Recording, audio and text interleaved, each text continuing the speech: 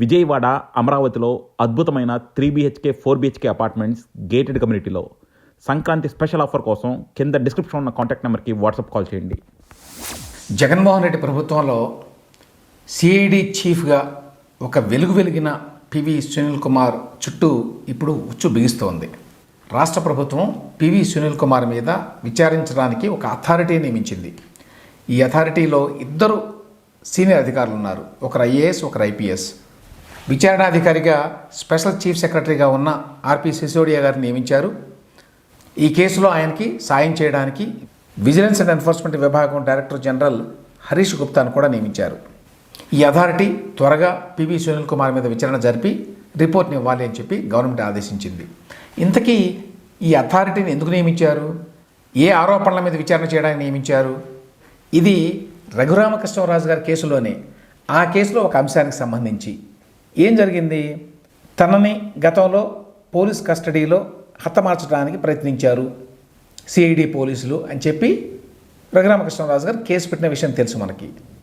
పోలీసులు ఆ ఫిర్యాదు మీద హత్యాయత్నం, నేరపూరిత కుట్ర, బెదిరింపు మొదలైన సెక్షన్ల కింద కేసు నమోదు చేశారు. ఇట్లా కేసు నమోదు చేయడాన్ని తప్పుబడుతూ జూలై 12వ తేదీన సునీల్ కుమార్ తన ఎక్స్ అకౌంట్లో ఒక పోస్ట్ పెట్టారు. ఇట్లా పోస్ట్ పెట్టడం అనేది అఖిల భారత సర్వీసు ప్రవర్తనా నియమావళిలో 7వ నియమాన్ని ఉల్లంఘించినట్టే అని ప్రభుత్వం భావించింది. ఇట్లా ఉల్లంఘించినందుకు ఆయన మీద ఛార్జెస్ ఫ్రేమ్ చేసి 2024 అక్టోబర్ 7న ఆర్డర్స్ ఇచ్చింది. ఇప్పుడు ఈ వ్యవహారంలో ఆయన విచారించడానికి ఈ అథారిటీని నియమించారు. సో ఈ అథారిటీ నియమించింది రఘురామకృష్ణరాజు గారి ఫిర్యాదు మేరకు నమోదు చేసినటువంటి పోలీసు కేసు మీద కాదు, ఆ కేసుకు సంబంధించి సునీల్ కుమార్ గారు ఎక్స్ అకౌంట్లో పోస్ట్ చేసినటువంటి కామెంట్ మీద. ఇది కాకుండా మళ్ళీ తాజాగా Raghuramakrishnaraju ACB director general Atul Singh గారికి ఒక లేఖ రాశారు, ఒక ఫిర్యాదు చేశారు. డిప్యూటీ స్పీకర్ హోదాలోనే ఆయన ఈ లేఖ రాశారు. ఇందులో పివి సునీల్ కుమార్ మీద ఇంకొక పెద్ద ఆరోపణ చేశారు. అదేంటంటే అగ్రిగోల్డ్ వ్యవహారంలో సిఐడి పాత్ర ఉంది. సిఐడి విచారించింది అప్పట్లో ఈ కేసుని.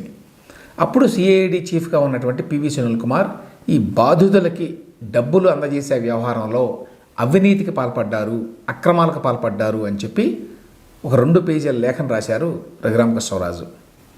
ఈ ఫిర్యాదుని తాజాగా మొన్న శుక్రవారం నాడే ఏసీబీకి పంపించారు ఆయన.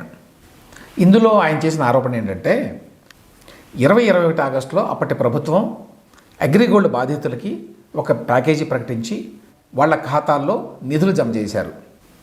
ఆ నిధుల్ని పివి సునీల్ కుమార్ అతని యొక్క అనఫీషియల్ అనుచరుడైనటువంటి కామేయపల్లి తులసీబాబుతో కలిసి దుర్వినియోగం చేశారు అనేది ఆరోపణ.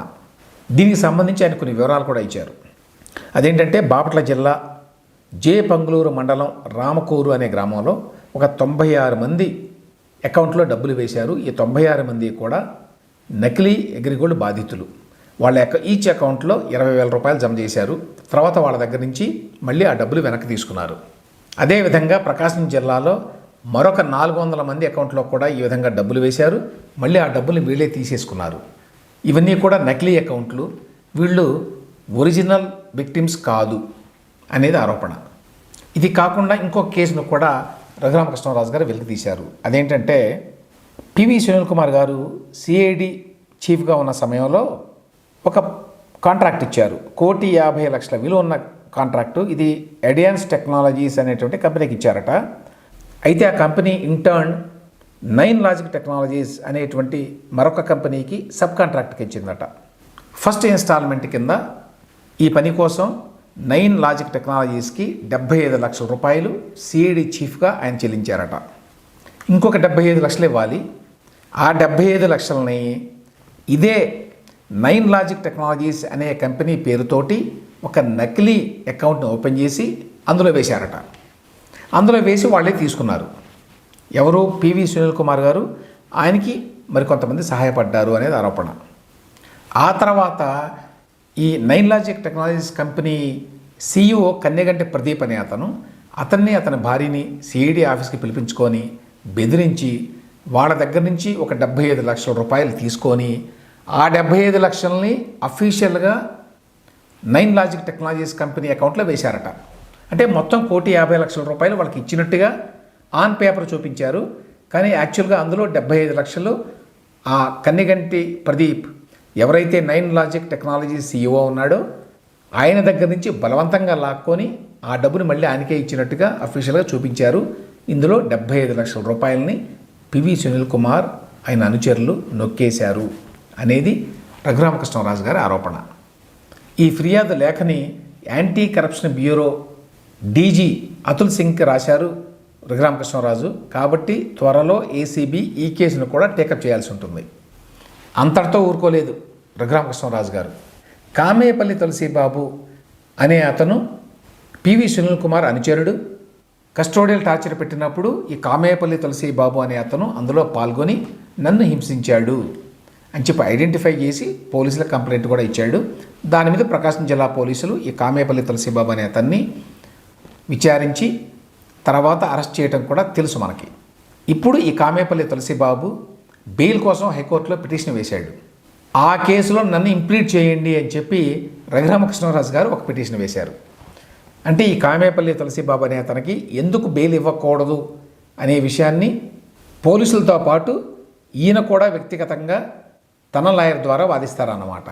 సో ఆ రకంగా అన్ని వైపుల నుంచి పివి సునీల్ కుమార్ని దిగ్బంధనం చేస్తున్నాడు రఘురామకృష్ణరాజు గారు.